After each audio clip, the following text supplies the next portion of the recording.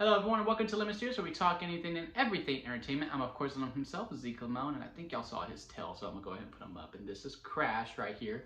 And this is my review for Roadhouse. But before we get into that, let's get the house clean out of the way, shall we? I'm gonna need to leave a like, comment below, let me know your thoughts on Roadhouse, and of course hit that subscribe button so it helps me grow into my YouTube career, and it also gives this little guy an extra treat. So if you want him to have an extra treat, go ahead and hit that subscribe button for me, and it does help me grow into my YouTube career, and I would greatly appreciate that. Now, with all that out of the way, let's get into Roadhouse. So the most that I know about Roadhouse is that Family Guy. To be completely honest with y'all, that was all I knew from it for the longest time until the week of this movie was going to come out. I watched it about 4 days when I watched this new one with Jake Gyllenhaal, and it is so good. And what I found so charming about that original is just how, serious and dry that they take it. Like, they're aware of how silly the concept is, but they take it so seriously, and it's just so straight the whole entire time. Really, really, really dig that original Roadhouse. It was one of those movies where I was like, it can't live up to the hype, and it did. And then some, in all honesty. And then this new one with Jake Gyllenhaal, and I was hearing mixed things because I saw it a little bit later than most. I saw it on Saturday. This came out on a Thursday, I want to say. And, I was hearing a bunch of bad reviews about how bad it was and that it was awful, blah, blah, blah, blah, blah. And I gotta say, I understand a lot of the decisions that this movie makes. And that in the sense of the structure of it and with some of the people that they put in the movie as well. I want to start with the structure. And that is that this movie goes in a different approach than the original. In a way, it's a completely different movie. There are some nods, and they do kind of address the story beats of the original quite a bit. In fact, they address it at the very beginning. They really communicate what kind of movie this is going to be at the start once he gets to Florida. And it's at this scene at a bookstore, and it's just kind of like communicating to the audience, hey, we know what kind of movie Roadhouse is. We're gonna lean into it a little bit. And, we're going to poke fun at it, which is fine. There's nothing wrong with that whatsoever.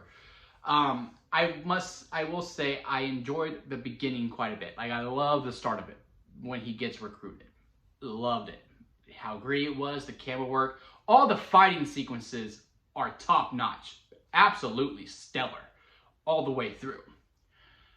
And then once he gets to Florida and the movie really communicates what kind of movie it's going to be, it does fall a little bit flat, for me, personally, that when there wasn't a fight sequence happening, and Jake Gyllenhaal isn't just being as charming as he always is, and he's really, really great, it just lacked character, if you will, because it just wasn't fully committing to one way or the other. As in, look, they communicated that, hey, we're going to poke fun at the original quite a bit and be a little bit silly. Cool. All right, we're gonna have a little fun. And for the most part, it does. And then it just doesn't. And then it goes back to being straight. It has a conflict of interest, if you will. It has almost a borderline multiple personality disorder in a way. And then Conor McGregor shows up. And I said this in my immediate reaction when I got done watching the movie. And I think a lot of people took my, criticism of Conor McGregor the wrong way. Conor McGregor, talking about him, because he's not an actor. He doesn't act. I put him in the same light as of a Harry Styles or any other, singer going to acting, fighter going to acting, wrestler going to acting. This job is about reps. And the more reps they're going to get, they are better they are going to be. Conor McGregor has something no one truly really ever has. Well, some people do. Very select few people have it. And that is just natural born charisma. The man is charismatic as hell. Once you see him on screen, you look and you pay attention no matter what he is doing. And he generates a lot of energy from this movie, quite a bit. I did like him in the movie. His character in the movie, though, I don't feel like really need to be in the movie. I would have preferred it that they kind of merged the main villain in Conor McGregor, because Conor McGregor is kind of the muscle of the villain, who does most of the fighting while they have a slimy guy in the background, pulling the strings, if you will. If they would have merged the two together and just have that be the character, and you could have gave it to Conor McGregor, or you could have given it to the actor who's playing the main villain and just had it be, you know, polymerized together, I think the movie would have been better, and you would have saved a lot of time too, because it does go long. This movie is about, I want to say 20 minutes longer than the original, and you feel it. You feel it quite a bit, and it's doing a lot of things, and it's adding a lot, and so does the original. But it keeps it tight, and it keeps it within the pocket, and it's very, very simple. This movie does get a little all over the place, and it has a conflict of interest. And again, sometimes it's at odds with this personality, which does leave it falling flat. Where it is like, unless it's Conor McGregor on the screen fighting, or Jake Gyllenhaal fighting, or them both just having their natural charisma at some point, the movie is a little bit weak for my taste. I will say that this movie is perfect for what it's on, and that it's on Prime. And if you have Prime, yeah, check it out. It is a great movie for at home. If this movie was in theaters, I probably would have gone a little bit harder on it, but also, I also don't fully feel like I was able to give this movie a full chance, because I went the route of like I did with Top Gun and Top Gun Maverick, and that is that I watched the original for the first time before going seeing the new one. Although for Top Gun, it was a month gap, so I was really able to separate the two. With this one, with only being 5 days really of difference between watching the original and the greatness that is the original, and then watching this one, I couldn't help myself but not being able to separate the two. I was having a hard time with that.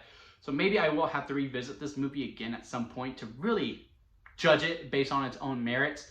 But it was difficult, and I never want to compare the two, but it was just hard to be like, man, but the original did this so much better, and blah, blah, blah. And, you know, that's not fair to it completely. But I cannot say that I was not entertained throughout this whole entire movie. There are a lot of great camera cuts. There are a lot of the cinematography is great. And again, the performances of Jake Gyllenhaal is great. And Conor McGregor's charisma is absolutely great. And the whole entire cast, when they are acting, they are pretty good. It just falls a little flat when the things that looks like the director wasn't as much attached to as he was to the fighting scenes, or, you know, the charm offs, if you will. So yeah, to me, it's a great streaming movie. Again, if you have Prime, watch it. I think you're gonna have a good time with it.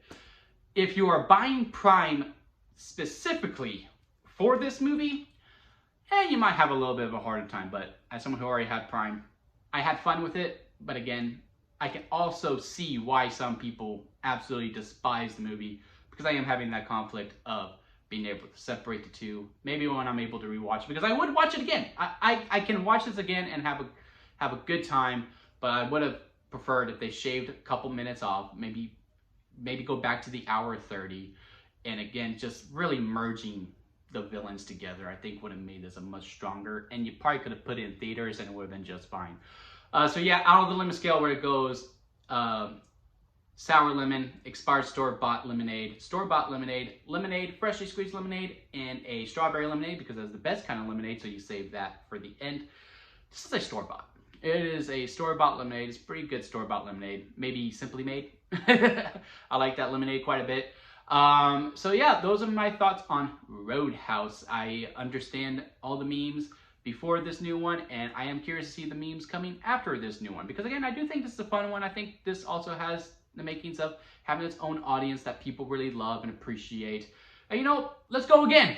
In the next 10 or 20 years, however old that old one is, let's keep it going. You know, let's keep making these remakes. You could do different things with it. Yeah, I had fun, but again, perfect for streaming, not necessarily a theater movie. And that's it for me, guys. I'll see you here next time at Lemon Studios.